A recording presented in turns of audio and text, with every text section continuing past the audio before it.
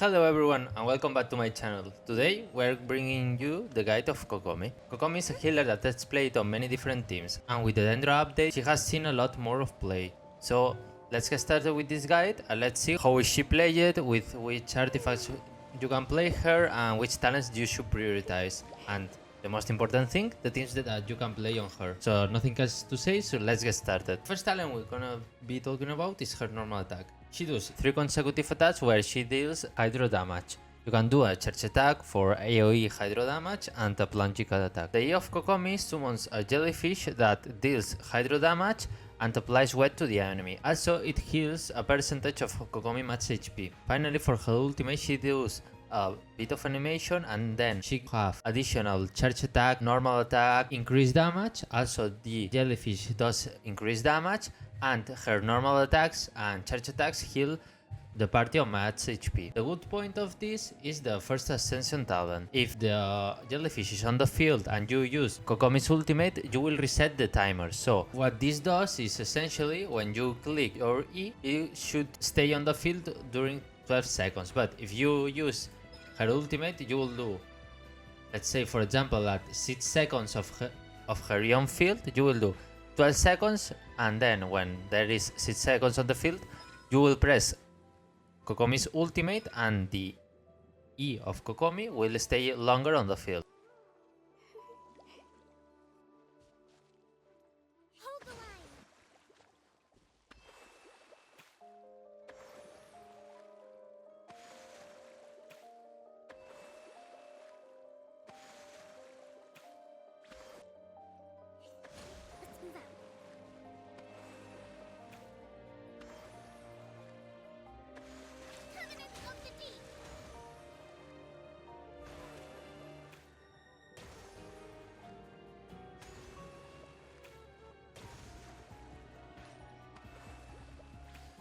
Also, Song of Pearls makes you deal more damage based on HP and the healing bonus of Kokomi for normal attacks and charge attacks. Passive talent decreases the stamina consumption for swimming on the water. And finally, the passive talent Flawless Strategy is that Kokomi has a 25% healing bonus but a 100% decrease in crit rate. So you won't be able to crit rate with her unless you got all the artifacts on crit rate, which is not very recommendable, as you will see.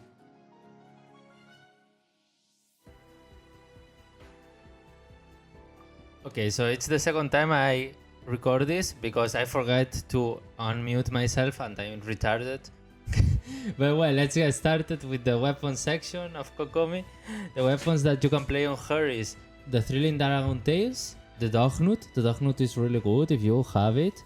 It's not mandatory. I don't think the Dognut is really that great, because on the teams that you can play her as main DPS, it doesn't make any difference, or the difference that it makes is really low, because Thrilling Dragon Tails exist and it's super great. If you want more energy recharge and also some HP on her, I recommend Prototype Amber, which is really good. And in taser teams where you are the driver with Kokomi, this is really great. Also, you can keep in mind that Hatsune Ring exists, which is one of the best weapons for her if you play with 2 Electros, because you will be dealing a lot of damage. But my way to go right now is Thrilling Dragon Tails. It's super great. It can fit almost every team where you play her, with support or even as a driver on taser teams. So keep that in mind. You can also play Sacrificial Fragments, which is a really great weapon. But I only play Sacrificial Fragments if I play on Bloom teams, where she triggers the reaction, and most important on Fridge teams, well, we will see later on the team section video for Kokomi. So that's the weapons that you will play on her. For artifacts, you want to play or Ocean Clamp or Tenacity of the Myelite. For me, Tenacity of the Myelite it's way better for her, but as I don't have Tenacity of the Myelite artifacts, I'm playing her with some Ocean Clamp. So that's my way to go. You can also play 2 pieces of Heart of the Depths and 2 pieces Tenacity of the Myelite, or 4 pieces Heart of the Depths, or 2 pieces Ocean Clamp and 2 pieces Heart of the Depths, but I don't really recommend that. Go for 4 pieces Tenacity of the Myelite or 4 pieces Ocean Clamp, the one that you prefer, because these 2 sets are the best for her. So what do you want to search on main stats? For descents, you only want HP percent. Don't do attack percent or some things like that. Maybe do energy recharge if you are in need of a lot of energy recharge, which Kokomi doesn't really need that much because you won't be ulting that much, but you can go for energy recharge stance. For the goblet, you want HP percent or hydro damage percent. In my opinion, HP percent is a bit better because it heals a bit more, but hydro damage percent is great too. But I don't think it's really that neat to play it because it doesn't give you that much, but nonetheless, it's really great. And to end, there are healing bonus or HP percent on Circlet. These two options are really great. For me, personally, I prefer the healing bonus because it gives you a lot more. HP percent is not that great on the third piece because you don't gain that much, and healing bonus gives you more damage on all the abilities that you use. So I think it's my way to go, healing bonus. And finally, for the substats you want HP percent as substats or HP, or elemental mastery or energy recharge. These four are the best for her, since you want a lot of HP, some energy recharge to get your ultimate back, or your elemental burst, I don't know how you say it, guys. And finally, the elemental mastery is always great, because if you trigger some reactions you deal more damage, so that's great. It's not the mandatory, but it's really good for her. I only will go full elemental mastery if you want to play her as on fridge teams, and she's the one triggering the reactions, but even Joe, it's not that must of a need. I think you got a better option. For Constellations, I think the Constellations that you can get on Kokomi are not that great, but C1 is decent if you want to get it. You deal more damage based on max HP. C2 is decent, it means you increases the damage a lot more, going for the healing bonuses. C3 is great. C4 makes you attack speed increase, and hitting with normal attacks will restore some energy. C5 it degrades your jellyfish, and C6 you deal a lot more damage with hydro bonus for her normal attacks and charge attacks, and you will heal a lot more, but I don't think it's worth it to C6 Kokomi. But if you like her and you got the money for C6 her, or you have been saving a lot, go for it. I don't think the Constellation Kokomi are that great. As well as with the weapons, you don't need the weapon of the fucking donut, so don't bother getting it. It's not that a must. But if you like her a lot, you can go for it. I'm not anyone to tell you what to do, so that's all. Let's head to the team section. Okay, so Kokomi can be played on various different teams. You can play her on a perma-freeze team, which I really like. This is, for example, my favorite team to play on her, but you can also play other teams, we will see. Also, at the end of every team I told about, we will be showcasing a rotation on her, so you will see a bit of how it's played. For me, this team is super great. You play Kokomi as a Hydro player, you only swap her in for her E, so you just play with Ganyu as main DPS, Sen has sub DPS, Kadehara Kazuha as support, and Kokomi as Hydro player. You can change Senha for Rosaria, for example, to have more damage and more energy recharge, because Senha doesn't give that much particles. And Kazuha you can change it for Venti or Sucrose. Except Heizu, don't play Heizu. You can even play Jin, but Jin is not that great because you will be playing two supports that heal, and that's a bit of DPS loose, but as I always tell you guys, play whatever makes you happy.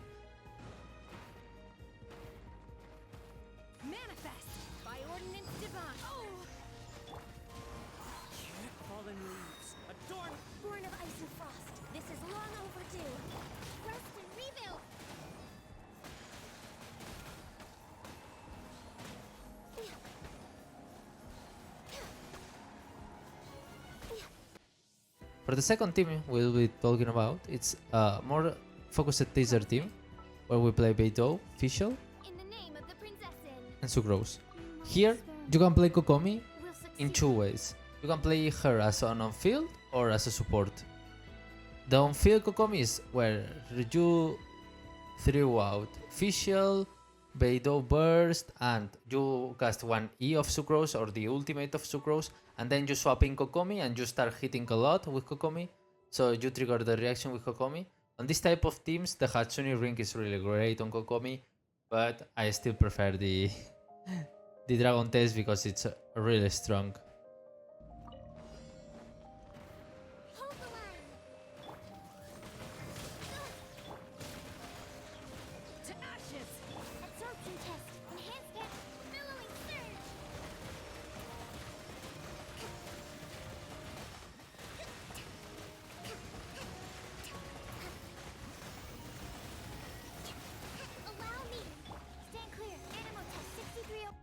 Also, there are not only these teams, you can play one of the best teams of the entire game and one of my favorite teams. It's a bit harder to play, not gonna lie.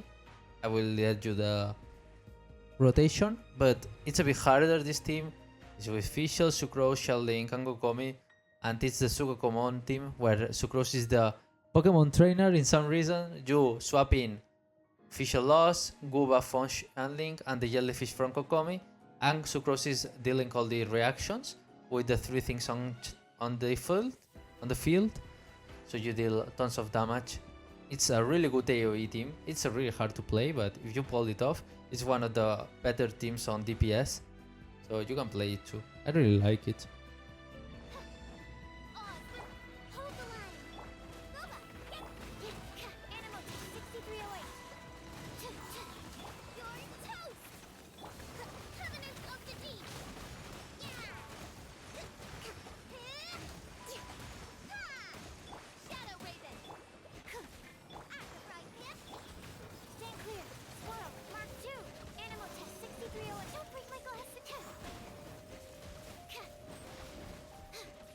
Also, there is the Fridge team, where you can play, for example, this. There are a lot of Fridge teams that you can play. You can play this Fridge team, where you play Chinkyu and Kokomi. Kokomi is your main driver and will trigger the reactions with the Dendro, and Rosario will be freezing the enemy, so the seeds will explode on them when they are freezed. So that's the Fridge team. You can also play Colei here instead of two Hydros. I don't know which one is better because I didn't test it that much, but I think with two Hydros you will be really great, because you will trigger a lot of blooms and Rosario will be freezing perma the enemy. You can also play Kaya here. Even you can change the Traveler for Colei if you want, because you can do this type of changes. And that's all for this team, the Fridge team. So let's head for the last team.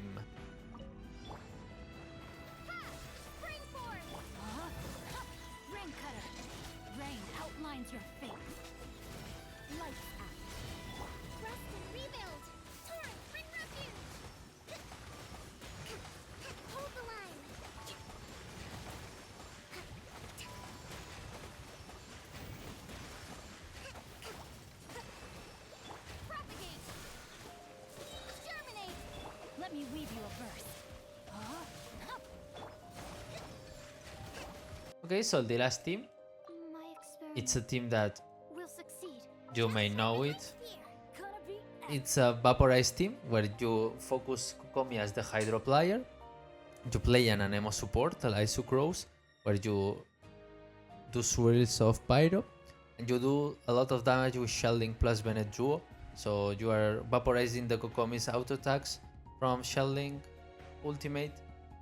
This is the main team. You can also swap Sucrose for something like Kazuha or Venti if you want. Even maybe Heizu can be played here, but I'm not a really big fan of Heizu.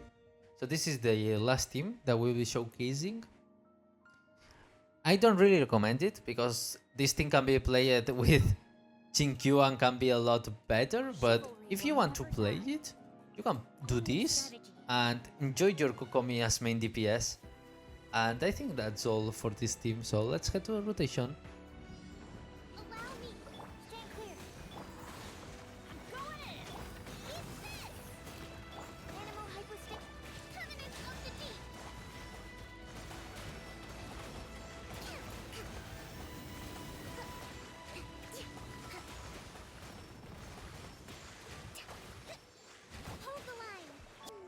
Okay guys, and that's all for this guide. Hope you guys enjoyed this guide of Kokomi and hope you all appreciate the effort that I made for these guides.